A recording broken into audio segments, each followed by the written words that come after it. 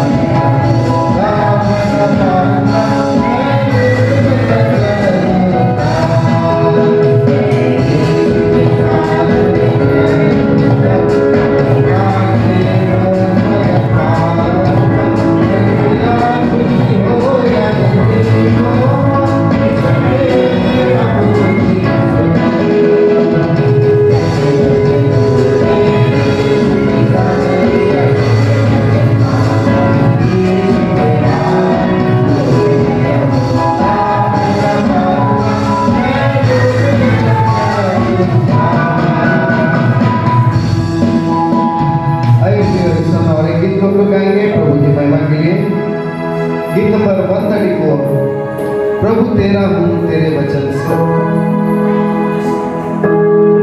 हमारे इस नए गीत संग्रह की पुस्तक में से गीत नंबर 134, प्रभु तेरा हूँ तेरे वचन से।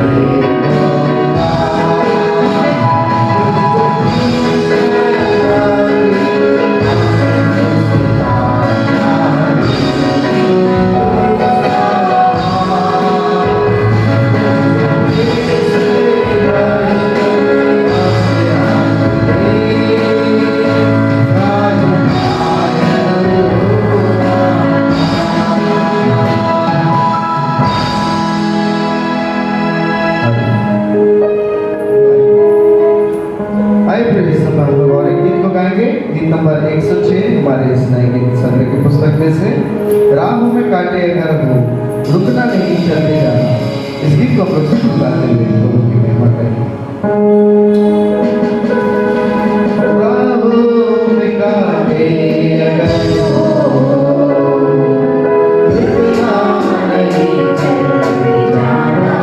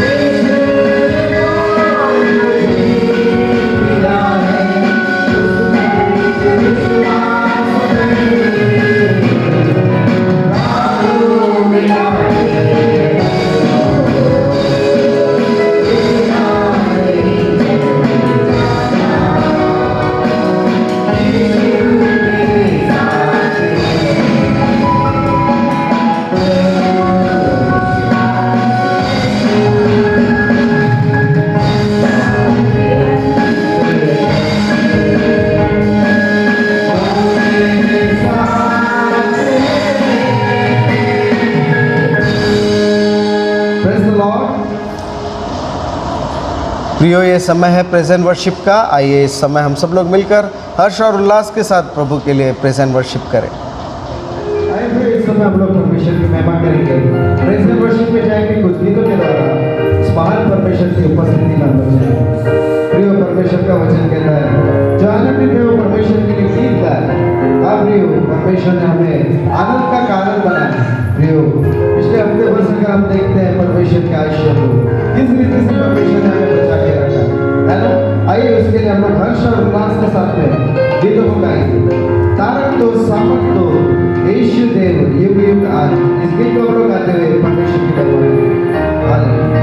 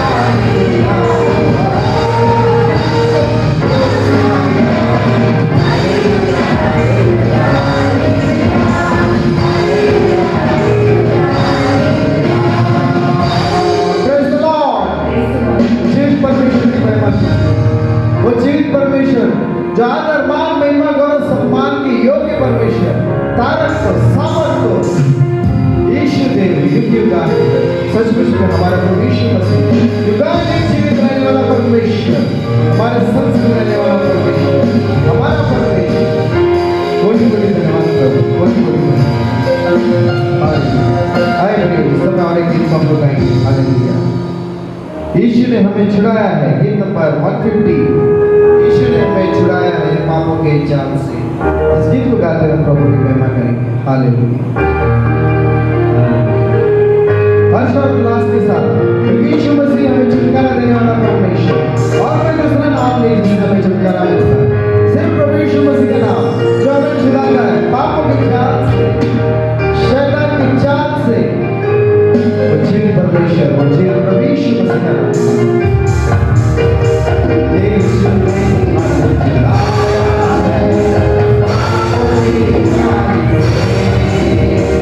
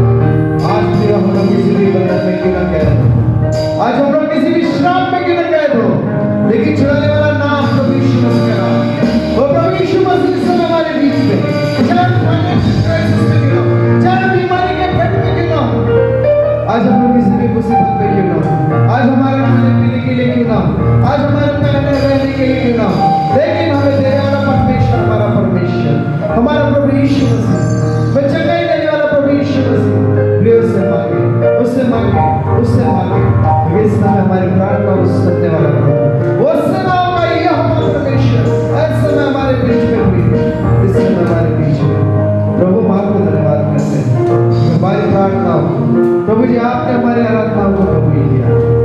तो हम आपसे प्रार्थना करते हैं, फिर से वो आग बरसा दीजिए प्रभु जी, फिर से वो आग बरसा दीजिए, फिर से वो तूफान को आने दीजिए प्रभु जी हमारे जीवनों में। पवित्र आत्मा परमेश्वर की आग हमारे ऊपर बरसने पाए प्रभु जी। हम आपसे प्रार्थना करते हैं प्रभु जी, हमारे हृदय को तैयार कीजिए प्रभु जी, हमारे हृदय को तैयार कीजिए, फिर से वो आग को बरसना है प्रभु, फिर से उस तूफान को आने दीजिए। ओ प्रभु जी हम आपसे प्रार्थना करते हैं, हमारे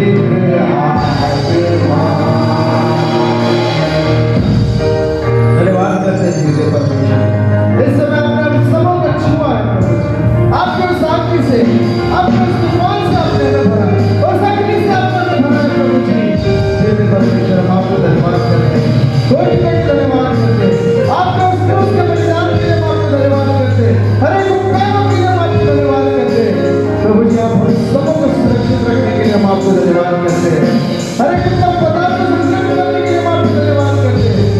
जैसे परमेश्वर, आप हमारे परमेश्वर, हमारे संग संग चलने वाले, हमारे दृढ़ गढ़ और चट्टान आप प्रभु जी, आपको धन्यवाद करते हैं प्रभु जी, आपको धन्यवाद करते हैं, आपकी महिमा करते हैं, आपकी प्रशंसा करते हैं, आपकी आराधना करते हैं, आपके नाम को ऊंचा करते हैं प्रभु जी।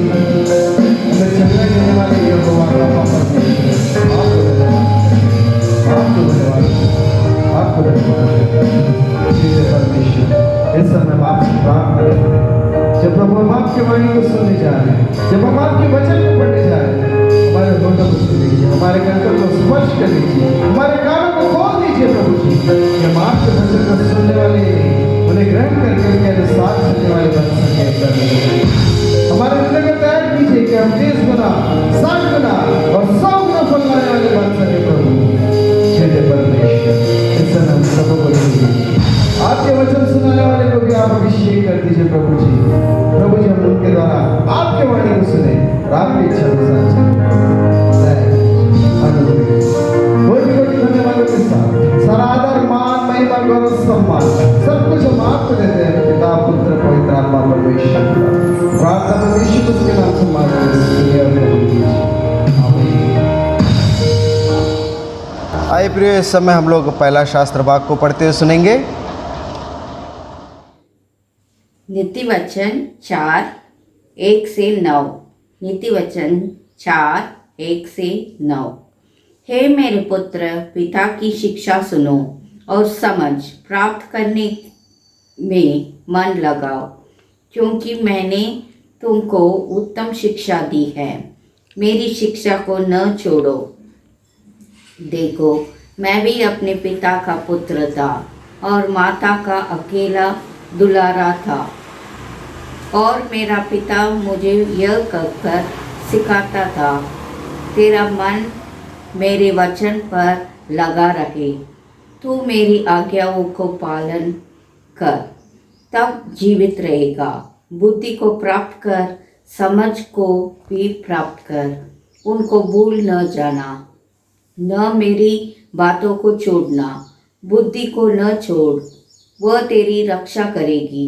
उसे प्रति रख, वो तेरा पहरा देगी। बुद्धि श्रेष्ठ है, इसलिए उसकी प्राप्ति के लिए यत्न कर। जो कुछ तू प्राप्त करे उसे प्राप्त तो कर, परंतु समझ की प्राप्ति का यत्न घटने न पाए। उसकी बढ़ाई कर, वह तुझको बढ़ाएगी। जब तू उसे लिपट जाए, तब वह तेरी महिमा करेगी।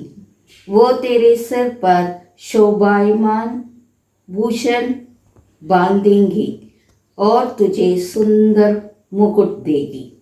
ये परमेश्वर का वचन है, परमेश्वर का गौरव हो। प्रिय, समय है दूसरे शास्त्र भाग का, तो हम लोग इस समय दूसरा शास्त्र भाग भी पढ़ते हुए सुनेंगे। आइए हम पढ़ते सुनेंगे दूसरा शास्त्र पाठ इफिसियल की पत्र 6वां अध्याय 1-4 तक।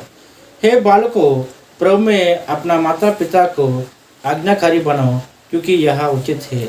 अपना माता और पिता की आदर करो, यह पहले आज्ञा है, जिसका साथ प्रतिज्ञा भी है कि तेरा भला है और तू धरती पर बहुत दिन जीवित रहे।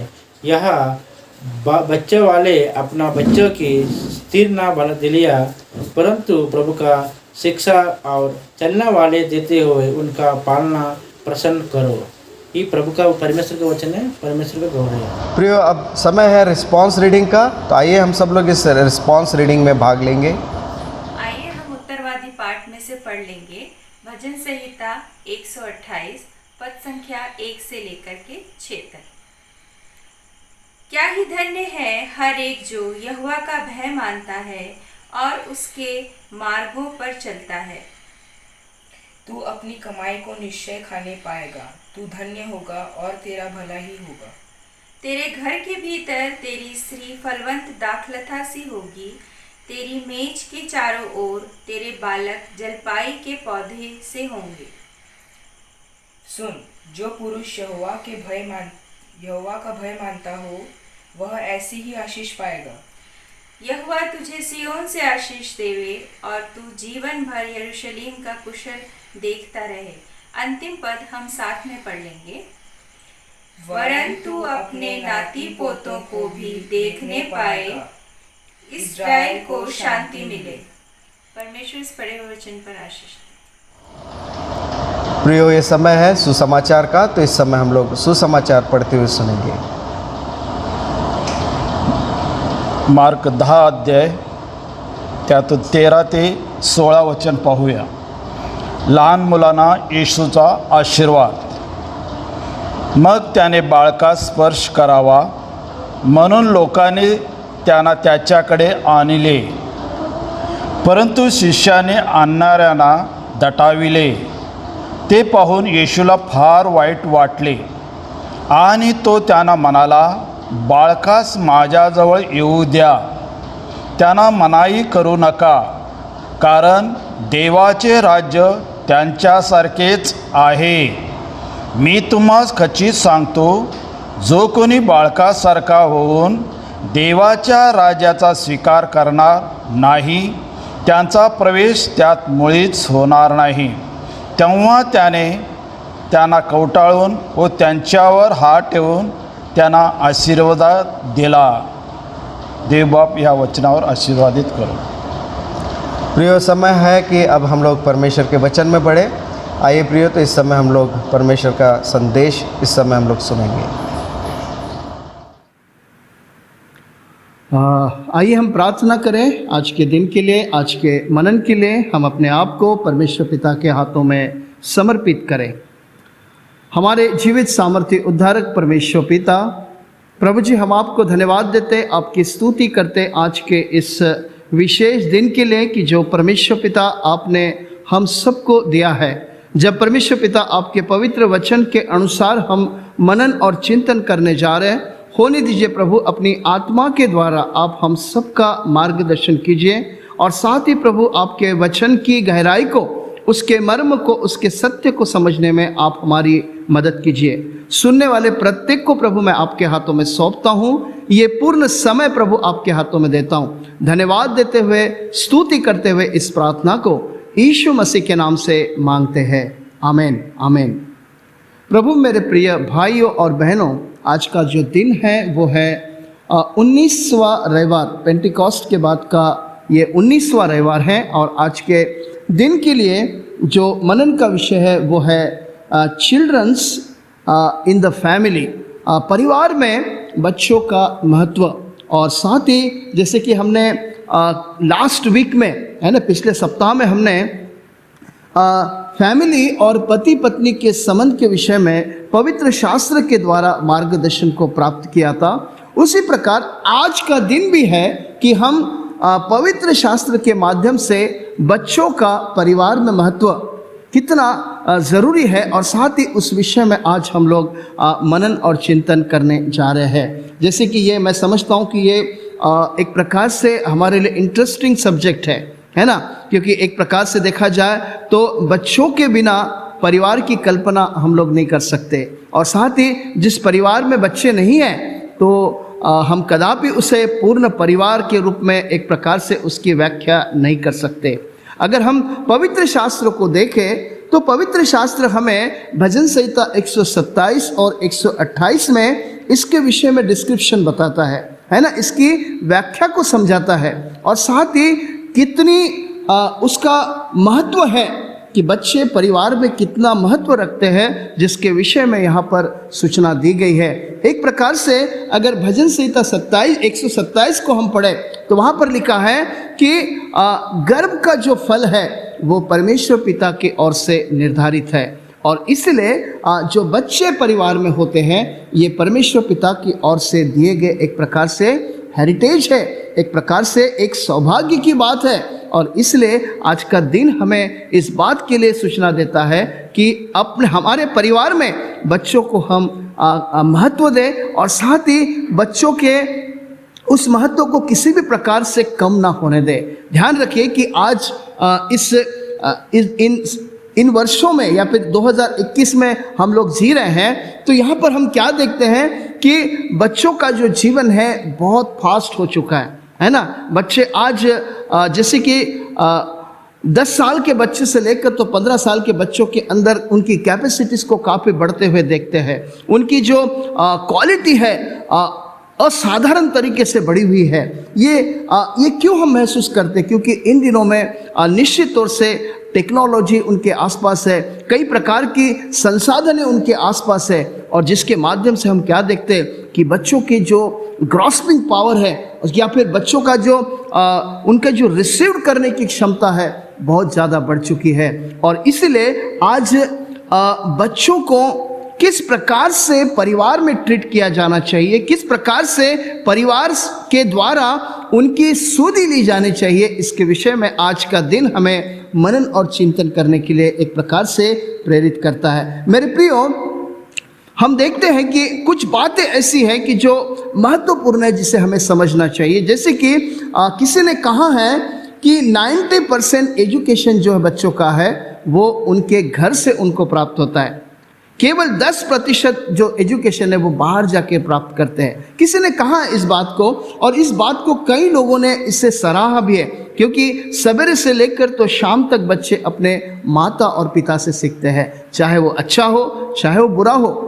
इस बात को हमें समझ कर चलना है कि बच्चे अगर अच्छे हैं तो डेफिनेटली उनके माँ बाप के द्वारा उन्हें अच्छी बातें सिखाई जाती है, और साथ ही अगर कुछ बातें अगर बच्चों में गलत आती है, कुछ बात अगर खराब आती है, तो डेफिनेटली समाज और समाज के कई वर्ग इस बात को मानते हैं कि नहीं, कहीं ना कहीं माँ बाप के कारण ये समस्या है। लेकिन एनी हो मेरे प्रियो, आज पवित्र शास्त्र आपको और मुझे इस बात के लिए सूचना देता है कि हम अपने बच्चों की सुधि लें, हम अपने बच्चों को ध्यान दें, और साथ ही उन्हें एक प्रकार से उन बातों की ओर उन्हें लेके चले जिससे उनका विकास हो, जिससे उनकी एक प्रकार से बढ़ती हो।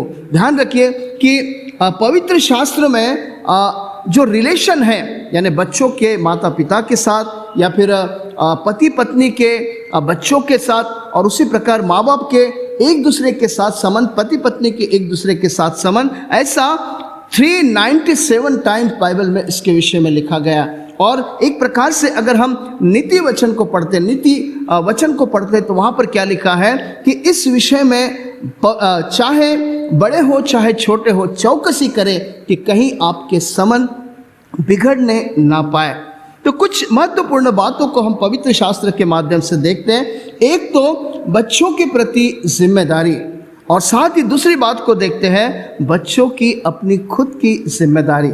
हम ये तो नहीं कह सकते कि सभी बच्चे जो है जिम्मेदार होंगे, यानी 10वें साल तक बच्चे एक प्रकार से अबोध होते हैं, उन्हें समझ उतनी प्राप्त नहीं होती, लेकिन 10 साल के बाद जो टीनेज होता है उसमें क्या होता है, बच्चे अपने आप उसे सीखते हैं, समझते हैं। तो आज पवित्र शास्त्र हमें इस विषय में सूचना देता है, इस विषय में एक प्रकार से जागरूक करता है कि हमें बच्चों के प्रति हमारी जिम्मेदारी को समझना है, और साथ ही बच्चों को भी अपनी जिम्मेदारी को समझना है। ध्यान रखिए, पवित्र शास्त्र नीति वचन में कहता है 4 अध्याय में कि बच्चों का आज्ञाकारी होना ये उनकी सफलता की पहचान है ना। जब बच्चे माँ बाप की आज्ञा का पालन करते हैं, जब बच्चे माँ बाप की इच्छा के अनुसार, माता पिता की इच्छा के अनुसार आगे बढ़ते हैं, तो डेफिनेटली पवित्र शास्त्र कहता है, प्रोवर्ब्स यानी नीति वचन कहता है कि ये उनके सफलता की एक प्रकार से क्या है, शुरुआत है या सफलता की पहचान है। दूसरी बात यहाँ पर कही गई है कि परमेश्वर के भय में बच्चों का प्रिपरेशन हो, है ना। बच्चों की जो तैयारी होती है, हम बचपन से लेकर तो जवानी और बड़े होने तक बच्चों को सदैव परमेश्वर के भय में रखना बहुत ज़रूरी है। उसके विषय में भजन संहिता 128 हमें सूचना प्रदान करता है कि बच्चे जो है ये परमेश्वर पिता की ओर से दिए गए हैं, ये परमेश्वर के भय में, यानी परमेश्वर की प्रार्थना में, बाइबल पाठ पढ़ने में, और साथ ही परमेश्वर के भय में रहकर अपने जीवन को बिताने वाले बने। और इसके लिए सबसे बड़ी जिम्मेदारी होती है वो है माता और पिता के ऊपर, पेरेंट्स के ऊपर इसकी सबसे बड़ी जिम्मेदारी होती है। और उसीलिए मेरे प्रियो कि आज इस विषय को हम हल्के हाथों से ना लें, क्योंकि आज हम क्या देखते हैं कि समाज में कई प्रकार के बिजी शेड्यूल को हम बच्चों के जीवन में देखते हैं, कई प्रकार की व्यस्तता को बच्चों के जीवन में देखते हैं, लेकिन और साथ ही इस बात को हम देखते हैं कि बच्चों के जीवन में एक प्रकार से परमेश्वर का भय कहीं ना कहीं कमज़ोर हो चुका है। कहीं ना कहीं उस विषय में उनकी जो एक्साइटमेंट है या फिर उनकी जो उत्सुकता है ये कमज़ोर पड़ चुकी है। लेकिन आज मसीह परिवार होने के नाते आपकी और मेरी जिम्मेदारी ये है कि हम अपने बच्चों के प्रति जागरूक रहे और साथ ही उन्हें परमेश्वर के भय में हम बढ़ाएं, और साथ ही इस बात को ध्यान रखें मेरे प्रियो कि बच्चे जो है ये परमेश्वर पिता की ओर से दिए गए हैं और हमें उनका पालन पोषण करना है और उन्हें उचित शिक्षा को हमें क्या करना है, प्रदान करना है। साथ ही अगर इफिसियों की पत्री जो हमने पढ़ा है 6वां अध्याय 1 से 4 इन वचनों में लिखा है कि बालकों का आज्ञाकारी होना ये परमेश्वर पिता की आज्ञा है ना। जब पहली 10 आज्ञाओं को हम जो देखते हैं मूसा के नियम शास्त्र में हमें दी गई, क्या कहा कि हे बालकों अपने माता पिता का आदर करो, be respect your mother and father. और निश्चित ही जब बालक लोग या बच्चे लोग परमेश्वर के भय में अपने माता पिता का आदर करते हैं तो बाइबल कहती है कि उनके जीवन में वो सफलता को लाते हैं और साथ ही परमेश्वर की आशीषें उस आज्ञा मानने के कारण उनके जीवन में बनी रहती है। और इसीलिए मेरे प्रियो आज इस बातों को हम अपने बच्चों को बताएं, इस बातों को हम अपने बच्चों को समझाएं और साथ ही उन्हें आज्ञाकारी बनने के लिए हम क्या करें, प्रेरित करें। ध्यान रखिए कि गुस्से से या फिर डांट कर कोई कार्य ना करे, क्योंकि पवित्र शास्त्र कहता है, स्पष्ट रीति से कहता है इफिसियों की पत्री में कि तुम अपने बच्चों को गुस्सा ना दिलाओ, तुम अपने बच्चों को किसी प्रकार से टीस ना दिलाओ, उन्हें चिड़चिड़ एक प्रकार से गुस्सा करने के लिए उन्हें मजबूर ना करो, परंतु उन्हें उचित रीति से उसका शिक्षा दो कि ताकि वो परमेश्वर पिता के भय में रहे। एक बार जब प्रभु यीशु मसीह का जो हमने सुसमाचार का पाठ पढ़ा है मेरे प्रियो 10वें अध्याय में मरकुस रचित सुसमाचार में 13 से लेकर 16 तक, जब कुछ लोग बालकों को प्रभु यीशु मसीह के पास लाने लगे तब क्या हुआ कि चेलों ने वहां पर उन बालकों को रोका और उन्हें डांटा, उन्हें जाने नहीं दिया। तो उस समय प्रभु यीशु मसीह को बुरा लगा और उन्होंने कहा कि नहीं, ये ठीक नहीं है, आप उन्हें मत डांटो या फिर मत रोको, परंतु उन्हें मेरे पास आने दो, क्योंकि यहाँ पर प्रभु यीशु मसीह ने एक शिक्षा को दिया है कि बालकों को मेरे पास आने दो, उन्हें मना ना करो, क्योंकि स्वर्ग का राज उन्हीं का है। तो मेरे प्रियो ये बहुत ही महत्वपूर्ण शिक्षा है कि जो परमेश्वर पिता आज आपको और मुझे देते हैं कि ध्यान रखिए कि बालक जब छोटा होता है तब से लेकर तो वो बड़ा होने तक पेरेंट्स की जिम्मेदारी होती है, बड़ा होने तक माता पिता की ये जिम्मेदारी होती है कि उन्हें उचित शिक्षा को प्रदान करना। और सबसे महत्वपूर्ण बात यानी पवित्र शास्त्र कहती है कि उन्हें आज्ञाकारी रखना, उन्हें परमेश्वर के भय में रखना और उन्हें साथ ही साथ हर एक पवित्र शास्त्र का ज्ञान भी प्रोवाइड करना, ताकि उनका जीवन किसी भी प्रकार से नुकसान ना हो। ध्यान रखिए निर्गमन 20:12 में कहा है कि हे बच्चों अपने माता पिता का आदर करो ताकि जिससे तुम दीर्घायु हो। देखो सबसे बड़ी बात यहाँ पर दी गई है निर्गमन की किताब में कि हे बच्चों अपने माता पिता का आदर करो ताकि उससे आप क्या हो, दीर्घायु हो, आपकी आयु लंबी हो। आजकल इस बात को हम सीरियसली नहीं लेते है ना। कई बार ऐसा होता है कि माता पिता की आज्ञा हमारे सामने आती है तो जब बच्चों के सामने आती है तो कई बच्चों को हम देखते हैं नहीं हम नहीं करेंगे, नहीं मानेंगे, नहीं सुनेंगे। तो एक इस बात को हम इस विषय में हम लोग क्या हो जाए, एक प्रकार से जागरूक हो जाए, क्योंकि आज अगर बच्चे आज्ञा को नहीं मानते तो निश्चित तौर से कहीं ना कहीं कुछ ना कुछ समस्या है। जब बच्चों का जन्म होता है तो पवित्र शास्त्र कहती है कि उन्हें परमेश्वर के भय में, परमेश्वर की आज्ञा में, परमेश्वर की पवित्रता में बढ़ाना ये माता पिता का सबसे बड़ा कर्तव्य है। भजन संहिता 127 कहता है कि बच्चे ये परमेश्वर पिता की ओर से दिए गए आपको गिफ्ट है, ये प्रिविलेज है कि जो परमेश्वर पिता ने आपको और हम सबको दिया है, ताकि इस बच्चे को हम सबसे पहले इस बात को हम समझे कि ये परमेश्वर पिता की ओर से हमें दिया गया है।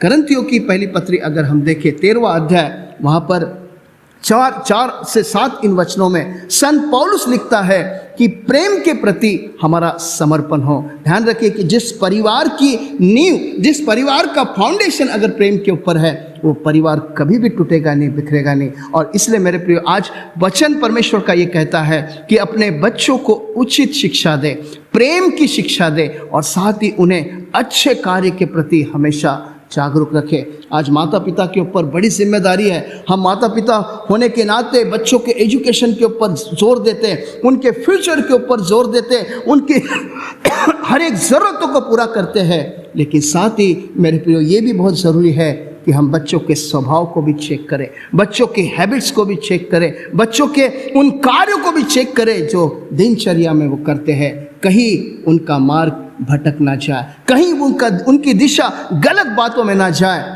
इसलिए मेरे प्रियो, आज इस बातों को देखना बहुत ज़रूरी है। कुछ बातें हम लोग मूवीज़ से भी देखते हैं, है ना, हिंदी मूवीज़ से भी देखते हैं कि जहाँ पर क्या देखते हैं कि पिताजी अपने बच्चों को सब कुछ ला कर देते हैं, उनको जो चाहिए वो देते हैं, लेकिन वो अपना समय नहीं दे पाते, है ना। कई बार होता है कि माता पिता अपना समय नहीं दे पाते, उनकी ज़रूरतों की सारी चीज़ें ला के देते। परिणाम का क्या होता, वो बच्चा सिर्फ उन चीज़ों को देखकर अपने आप को बहलाता, लेकिन उस प्रेम को वो पाता नहीं जिस प्रेम की वो एक प्रकार से इच्छा रखता है। ध्यान रखिए कि माता पिता, आज पवित्र शास्त्र आपको और मुझे सिखाता है कि माता पिता का प्रेम ये बच्चों के लिए सबसे ज़रूरी है। जितना समय आप अपने बच्चों के साथ बिताते हो, जितना समय आप अपने बच्चों को देते हैं, उतना ही बच्चे के जीवन में परिवर्तन आता है। उन्हें चीज़ें नहीं, संसार की बातें नहीं, उन्हें बड़ी बड़ी चीज़ें नहीं, परंतु उन्हें आपका समय चाहिए। मेरे प्रियो, बहुत ज़रूरी है। एक अमीर व्यक्ति की घटना मैं आपको बताना चाहूँगा कि वो बहुत ही रईस था, बहुत अमीर था, उसके पास सब कुछ था, लेकिन उसके पास एकलौता बेटा होने के बाद उसे देने के लिए उसके पास समय नहीं था। परिणाम था क्या हो गया कि वो लड़का आवारा हो गया, शराबी हो गया, और अपने जीवन को वो वैसे ही बिताने लगा। और जब समय इतना खराब हो गया, वो बेटा बीमार पड़ गया, शराब की लत के कारण वो बीमार पड़ गया। तब उसने उस समय जब ऐसा लगा कि डॉक्टर ने कह दिया कि अभी इनके फेफड़े खराब हो चुके, कुछ नहीं हो सकता, तो उस समय वो उसके पिता उसके पास आए। तब उन्होंने कहा कि पिताजी, आपका समय अगर मुझे मिला होता, आपका प्रेम अगर मुझे मिला होता, तो शायद मैं आज शराबी नहीं होता, शायद मेरे फेफड़े खराब नहीं होते। इसलिए मेरे प्रियो, आज माता पिता का अपने बच्चों को दिया जाने वाला समय ये बहुत महत्वपूर्ण है। इसलिए उन्हें चीज़ें नहीं, परंतु उन्हें आपका प्रेम चाहिए, उन्हें आपकी शिक्षा चाहिए, उन्हें आपकी संगति चाहिए। इसलिए पवित्र शास्त्र भी आज आपको इस बात के विषय में सूचना देता है कि हम अपना समय अपने बच्चों के लिए स्पेंड करें। ध्यान रखें कि अब हमारे बच्चे जो है ये परमेश्वर के भय में है या नहीं। कई बात ऐसा होता है कि हम परमेश्वर का पवित्र शास्त्र बाइबल पढ़ने के लिए बच्चों को हम एक प्रकार से थोड़ा सा उन्हें ज़ोर ज़बरदस्ती नहीं करते, पर कई पेरेंट्स को मैंने देखा। लेकिन मेरे प्रियो, आज पवित्र शास्त्र हमें इस बात को सिखाता है कि तुम अपने बच्चों को पवित्र शास्त्र सिखाओ, तुम अपने बच्चों को परमेश्वर का भय मानना सिखाओ, ताकि उनका जीवन सुखमय रहेगा, उनका जीवन आशीषित होगा। ध्यान रखिए मेरे प्रियो कि कुछ बातें जो है बच्चों के जीवन में जब उनका पालन पोषण होता है बहुत ही महत्वपूर्ण होती है। ध्यान रखिए कि उनके जीवन में अगर परमेश्वर का भय नहीं है तो वो अपने जीवन में सफलता को प्राप्त नहीं कर पाएंगे। दूसरी बात, अगर वो आज्ञाओं का पालन नहीं करते तो उनके जीवन में कई प्रकार की समस्या आने का निश्चित चांस होता है, कई प्रकार की समस्या उनके जीवन में आती है। और तीसरी बात, अगर उनका जीवन प्रेम पूर्वक व्यतीत नहीं हो रहा है तो कहीं ना कहीं बड़ी समस्या उनके जीवन में है। और इसलिए मेरे प्रियो, आज इस बात को समझ के चले कि उनके जीवन में परमेश्वर का भय हो, उनके जीवन में आज्ञाओं को पालन करने के लिए एक प्रकार से उत्साह हो, और साथ ही उनका जीवन परमेश्वर के प्रेम से परिपूर्ण हो। और चौथी बात यहाँ पर हम सीखना चाहते हैं वो है कि जिम्मेदारी को निभाने के लिए बच्चों को प्रोत्साहित करें। कई बार ऐसे होते हैं कि बच्चे अपनी जिम्मेदारी को नहीं निभाते। घर के कामों में जब हम बच्चों को देखते हैं तो कई बार ऐसा होता है कि छोटी छोटी चीज़ें उनको सिखाने की बहुत ज़रूरी होती है, उस चीज़ों को पेरेंट्स लोग नहीं सिखा पाते। लेकिन मेरे प्रियो, आज इस बात को हम सीखें, उसे प्रोत्साहित करें, ताकि जब हम बच्चों को रिस्पॉन्सिबल बनाते हैं, उन्हें जिम्मेदारी देते हैं, तो डेफिनेटली उनके जीवन में वो सफलता को प्राप्त करते हैं। 5वीं बात, एक दूसरे की केयर करने के लिए हम उन्हें सिखाएं, एक दूसरे की सुधि लेने के लिए हम उनको सिखाएं, क्योंकि जिसके द्वारा वो अपने जीवन में कई अच्छी बातों को करता है। 6वीं बात मैं आपके सामने रखूंगा कि प्रार्थना करना, शास्त्र पाठ पढ़ना, दान धर्म करना, ये बहुत ही महत्वपूर्ण है। अगर बच्चों के जीवन में एज ए मसीह होने के नाते उनके जीवन में अगर इस बातों की कमी है तो मेरे प्रियो बहुत सी समस्या डेफिनेटली आएगी, क्योंकि आज अगर बच्चे परमेश्वर के भय में हैं तो अपने जीवन को एक उचित दिशा में ले जाएंगे। आज अगर परमेश्वर का भय उनके जीवन में नहीं है, प्रार्थना की क्यूरियोसिटी उनके जीवन में नहीं है, तो वो कई बातों पर, कई जगहों पर वो नाकाम हो सकते हैं। इसलिए मेरे प्रियो, मैं आपसे ये आग्रह करना चाहूँगा, ये प्रार्थना करना चाहूँगा कि जिस प्रकार से नीति वचन में लिखा है, वो लिखता है, राजा सुलेमान लिखता है कि अपने बच्चों को उचित मार्ग की तुम शिक्षा दो ताकि उसका जीवन दीर्घायु हो और सफलता को प्राप्त करे। और इसलिए मेरे प्रियो, आज आपके और मेरे बच्चे कितने प्रार्थना में हैं, आपके और मेरे बच्चे पवित्र शास्त्र का ज्ञान कितना रखते हैं, आपके और मेरे बच्चे दान धर्म में कितने मजबूत हैं, और साथ ही चर्च के कार्यों में हम अपने बच्चों को सतत बढ़ाएं ताकि उनका जीवन पवित्रता में और परमेश्वर की योजना में बढ़ा रहे। मेरे प्रियो, आज इस विषय को, इस प्रश्न को हम अपने पास रखें, क्या सचमुच आज हमारा परिवार परमेश्वर के भय में है? क्या सचमुच आज हमारे बच्चे परमेश्वर के वचन में बढ़े हुए हैं? क्या सचमुच आज हमारे बच्चे उचित दिशा की ओर जा रहे? अगर नहीं तो आज इस समय, इस मनन में अपने आप को, अपने परिवार को परमेश्वर पिता के हाथों में दें ताकि उनका जीवन भरपूर किया जाए। मेरे प्रियो, मैं आपसे आग्रह करना चाहूँगा कि पवित्र शास्त्र की पवित्र शास्त्र का जो महत्व है, हम अपने जीवन में उसे लेकर चले। ये बहुत सुंदर मार्गदर्शन है, क्योंकि प्रभु यीशु मसीह ने भी इस विषय में कहा कि स्वर्ग का राज इन्हीं के जैसा है। अगर इन्हें उचित दिशा दी जाए, इन्हें उचित मार्गदर्शन दिया जाए, तो इनके द्वारा बड़े बड़े कार्य किए जा सकते। आज अगर हमारे बच्चे उचित दिशा में हैं तो निश्चित ही उनका फ्यूचर जो है एक उचित दिशा में जाएगा, उन्हें किसी प्रकार का नुकसान नहीं होगा। और इसलिए मेरे प्रियो, आज इस बात को हम समझ के चले, उचित गाइडलाइंस बच्चों के लिए तैयार करें, उचित मार्गदर्शन बच्चों के लिए तैयार करें। लेकिन सबसे महत्वपूर्ण यह है कि जब बच्चे सवेरे उठते हैं तो अपने घुटनों पर आएँ और प्रार्थना करें, अपने पवित्र शास्त्र को हाथ में लें ताकि उनका जीवन किसी भी प्रकार से नुकसान ना हो। आइए हम इन सारी बातों को लेकर चले, अपनी जिम्मेदारी को समझें। एज अ सफल पेरेंट होने के नाते, एज अ मसीह माता पिता होने के नाते अपने बच्चों की हम उचित सुधि लें। आइए हम प्रार्थना करें। हमारे सर्वशक्तिमान जीवित सामर्थ्य उद्धारक परमेश्वर पिता, प्रभु जी, हम आपको धन्यवाद देते, आपकी स्तुति करते आज के इस महत्वपूर्ण दिन के लिए, जो शिक्षा प्रभु आपके वचन के द्वारा आपने हमारे बच्चों के लिए दी। हम आपको धन्यवाद देते प्रभु उन तमाम पेरेंट्स लोगों के लिए कि जिन्होंने आपके भय में, आपके वचन में सारे बच्चों को रखा।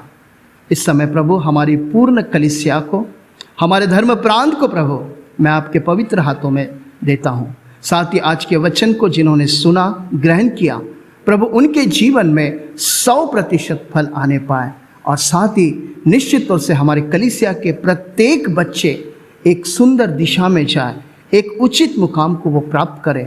इसलिए प्रत्येक बच्चों का प्रभु फ्यूचर मैं आपके हाथों में समर्पित करता हूँ। सारे पेरेंट्स को प्रभु यीशु मसीह के नाम से ब्लेस करता हूँ प्रभु। जो बच्चे आज कई प्रकार की एग्जाम्स की तैयारी कर रहे हैं, कई प्रकार से अपने आप को प्रभु प्रिपेयर कर रहे हैं, उनके जीवन में प्रभु सफलता को प्रदान कीजिए।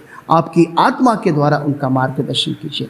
इस समय पूर्ण कलीसिया को हम आपके हाथों में देते, धन्यवाद के साथ स्तुति करते हुए इस प्रार्थना को यीशु मसीह के नाम से मांगते हैं। आमीन, आमीन। आइए प्रियो, इस समय हम लोग सब लोग मिलकर विश्वास वचन को एक साथ कहेंगे, जो हमारे इस गीत संग्रह की पुस्तक में पेज नंबर 13 पे है और जो आपके स्क्रीन पर भी दिखाया जा रहा है। आइए हम सब लोग मिलकर उसे एक साथ पढ़ें। मैं सर्वशक्तिमान पिता, स्वर्ग और पृथ्वी के सृष्टिकर्ता परमेश्वर पर विश्वास करता हूँ। मैं उसके इकलौते पुत्र हमारे प्रभु यीशु ख्रीस्त पर विश्वास करता हूँ। वह पवित्र आत्मा के सामर्थ्य से गर्भ में आया और कुंवारी मरियम से जन्मा।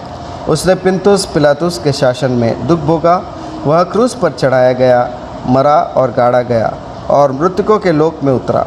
तीसरे दिन वह जी उठा, वह स्वर्ग पर चढ़ गया और पिता की दाहिनी ओर विराजमान है। वह जीवितों और मृतकों का न्याय करने को फिर आएगा। मैं पवित्र आत्मा पर, पवित्र सार्वलौकिक कलीसिया पर, संतों की संगति, पापों की क्षमा, देह के पुनरुत्थान और अनंत जीवन पर विश्वास करता हूँ। आमीन। आइए प्रियो, ये समय है जो नोटिसेस है, इस समय हम हमारे सेक्रेटरी साहब से नोटिसेस को सुनेंगे। प्रभु यीशु मसीह के नाम से आप सबका अभिनंदन करता हूँ। विशेष सूचना ये है कि बिशप साहब का जैसे ही लेटर हमें मिलेगा तो हम लोग ऑफलाइन सर्विसेज स्टार्ट करेंगे। जब तक आपको नोटिसेस न मिले तब तक आप ऑनलाइन सर्विसेज हर संडे 9 बजे सुबह अटेंड करें, वचनों को सुने और प्रभु से आशीष को पाए। और जो भी पैंडमिक जो रूल्स है, नॉर्म्स है, उसे हमें फॉलो करना है। तो आप प्रार्थना में याद रखें कि हमारा ऑफलाइन सर्विसेज जल्दी से स्टार्ट हो जाए। फिर हमारे कॉटेज प्रेयर मीटिंग्स हो गए, वुमेन फेलोशिप हो गया, संडे स्कूल, ये सब खुलने के लिए आप सब प्रार्थना करें, एक दूसरे के लिए प्रार्थना में याद करें। धन्यवाद। आइए प्रियो, ये समय है इंटरसेशन प्रेयर का, तो इस समय हम सब लोग इंटरसेशन में प्रेयर में भाग लेंगे। आइए हम प्रार्थना करें। हम समस्त मानव जाति के लिए प्रार्थना करें और अपनी प्रार्थनाओं को प्रभु यीशु क्रिस्ट के निरंतर निवेदन के साथ साथ अर्पित करें। हे पिता, हम प्रार्थना करते हैं कि समस्त संसार में न्याय और शांति स्थापित हो और प्रत्येक व्यक्ति भरपूर जीवन प्राप्त करे। हे दयावान प्रभु, उन सब लोगों के लिए जो इस गांव नगर में रहते हैं, उन सब बातों को दूर करने के लिए जिससे आपसी फूट और झगड़े होते हैं, और हमारे देश में सच्ची एकता की बढ़ती के लिए हे दयावान प्रभु, उन सब लोगों के लिए जो कृषि, उद्योग अथवा व्यापार में लगे हुए हैं, सब मजदूरों और कारीगरों के लिए, और उन सब के लिए जो अपनी सेवा से हमारी आवश्यकताओं की पूर्ति करते हैं, हे दयावान प्रभु, अध्यापकों और छात्रों, वैज्ञानिकों, लेखकों और कलाकारों, और उन सब व्यक्तियों के लिए जो अन्य लोगों के विचारों और भावनाओं को प्रभावित करते हैं, हे दयावान प्रभु, उन सब लोगों के लिए जो दुखी हैं, बेरोजगार हैं, भूखे प्यासे हैं, दरिद्र और दलित हैं, बीमार और मरणासन हैं, और उन सब व्यक्तियों के लिए जो ऐसे लोगों की सेवा और सहायता करते हैं, हे दयावान प्रभु, हमारे तथा अन्य देशों के सब शासकों के लिए, विशेषकर हमारे राष्ट्रपति, प्रधानमंत्री, इस राज्य के राज्यपाल, इस क्षेत्र के उपराज्यपाल और मुख्यमंत्री, और उनके लिए भी जो लोगों पर किसी प्रकार का अधिकार रखते हैं, हे दयावान प्रभु,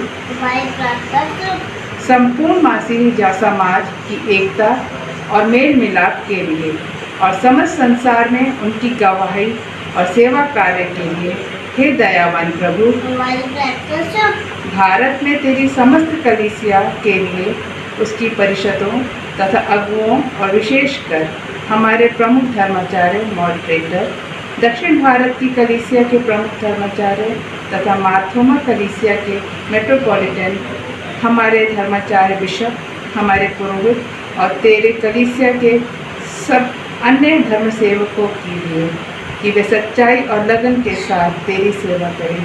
हे दयावान प्रभु, यह वर दे कि तेरे उन सब भक्तों के साथ उन्होंने अपने जीवन में तेरी निष्ठापूर्वक सेवा की है, हम भी तेरे राज्य में नित्य आनंद में सहभागी हो सकें। हे दयावान प्रभु, हे स्वर्गीय पिता, अपने राज्य को शीघ्र प्रकट कर और हमारी इन प्रार्थनाओं को सुन। हम तेरे पुत्र और अपने प्रभु और उद्धारकर्ता यीशु क्रिस्ट के नाम से मांगते हैं, आमीन। आइए प्रियो, इस समय है हम लोग एक स्पेशल गीत को सुनेंगे और हमारे भेंटों को हम प्रभु को अर्पण करेंगे। मेरे छोटे हृदय से महान प्रभु की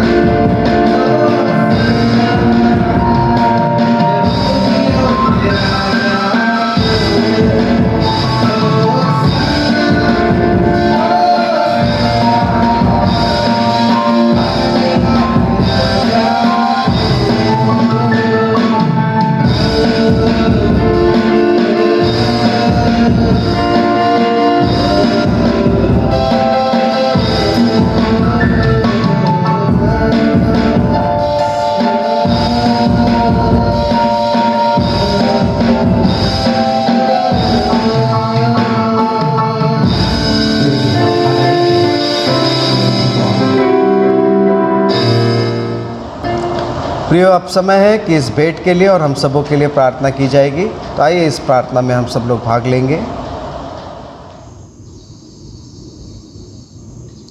आइए हम प्रार्थना करें। हमारे पास जो दान है उस दान के लिए और साथ ही अपनी कलीसिया के लिए, और परमेश्वर पिता को धन्यवाद दे इस बात के लिए कि इन दिनों में हमारे चर्चेस फिर से खुलने जा रहे हैं। आइए हम प्रार्थना करें। सर्वशक्तिमान जीवित सामर्थी उद्धारक परमेश्वर पिता, प्रभु जी, हम आपको धन्यवाद देते, आपकी स्तुति करते हैं आज के दिन के लिए। सारी वर्शिप में परमेश्वर पिता आपने हमारी सहायता की, गीत गाने में परमेश्वर पिता आपके वचन को सुनने में, और साथ ही प्रभु मनन और चिंतन करने में आपकी आत्मा के द्वारा प्रभु आपने हमारा संचालन किया। धन्यवाद देते प्रभु संपूर्ण कलीसिया के लिए कि जिन्होंने प्रभु आपके वचन को प्रभु सुना, और हम ये विश्वास करते परमेश्वर पिता कि इस वचन के द्वारा 100% फल निश्चित तौर से आएगा। इस समय प्रभु हम जितने भी लोगों ने अपने दान को प्रभु आपके समक्ष रखा है, उन सारे दानों को प्रभु हम ब्लेस करते हैं।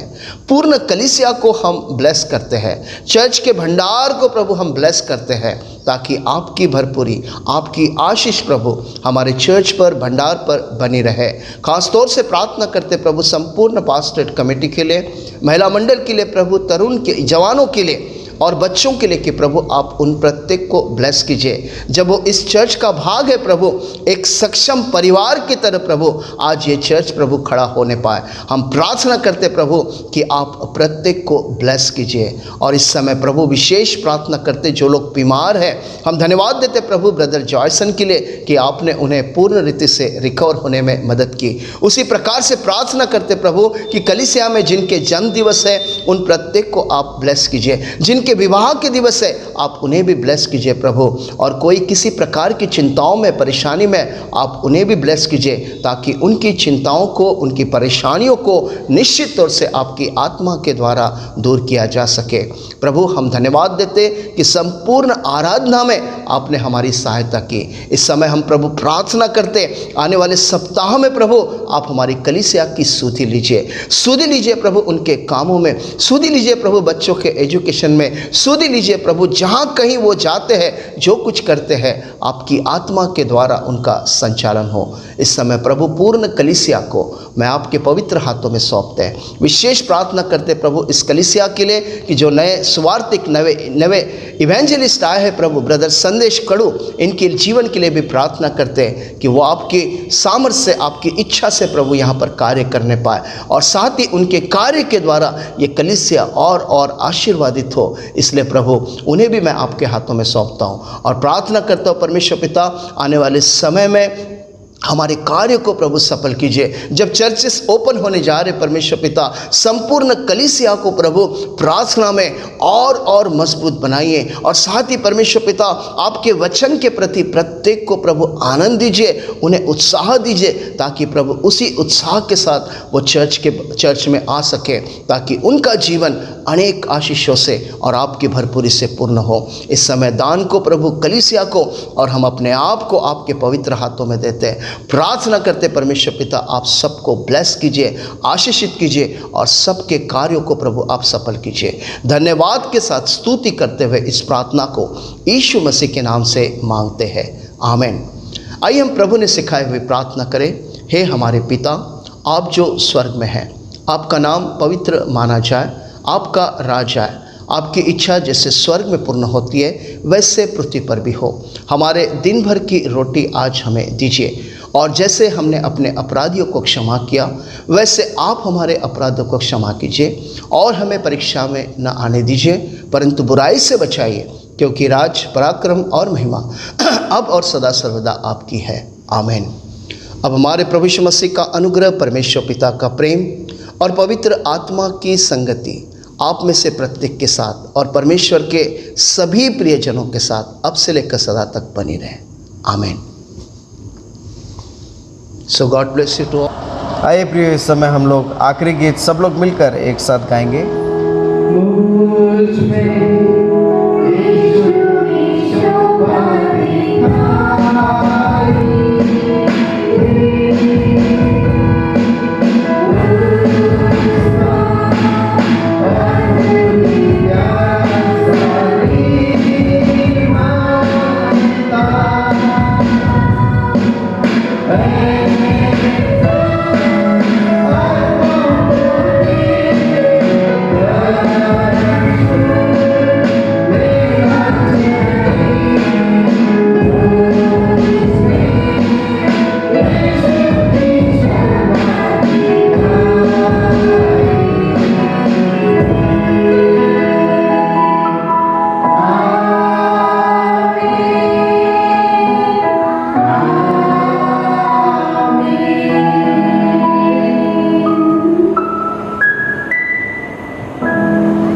यहाँ हमारी प्रार्थना सभा समाप्त होती है।